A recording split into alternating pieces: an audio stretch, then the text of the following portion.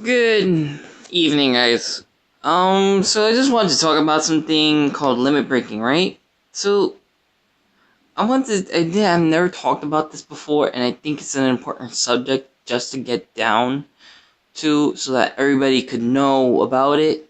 It's not just because limit breaking is really good and it allows you to have better equipment, but it's also because limit breaking actually increases the unit's stats. So how does it increase unit stats? First of all, do you guys remember how each unit has a base increase in their stats? It's like HP, attack, defense. Now, when you limit break a unit all the way to their fifth, you're not just increasing the gear, but you're also increasing their stats that you can amp them up with.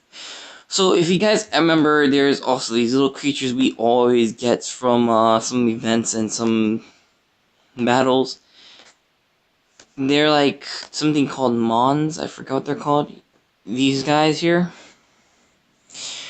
King Killamon. Well, these are, as the name implies, attack unit. These are different units. Each color coding is basically what each represents. So red represents attack, blue represents defense, and green represents health. Now, with that said, why do I suggest that you work on these? Make sure that you have these mons and make sure that your stats are up there. It is because with those stats, you can also contribute to your team and your units.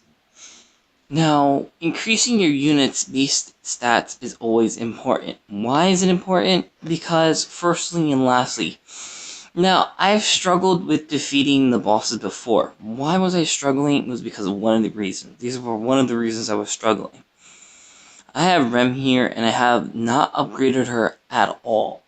Now, if I decided to upgrade her and put in her stats, I would have around 4 gears worth of stats already equipped onto her by working on her.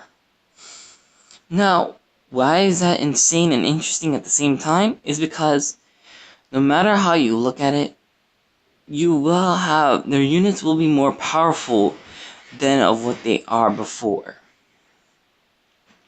So like I said, enhancing the units and making sure that they have the max amount of stats they can have to offer makes it a lot more easier and a lot better for your chances at battling and surviving either bosses or enemies.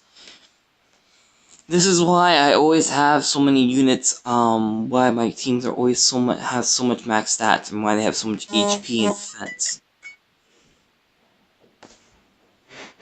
Sorry about that. I was recently helping my one of my family members, and getting stuff for him.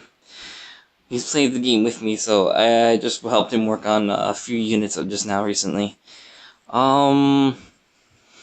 Anyways. But as I said, make sure you work on your units. Make sure you work hard on trying to get their stats up there so that they can be more of a use in your battles and provide more to your your teams out there.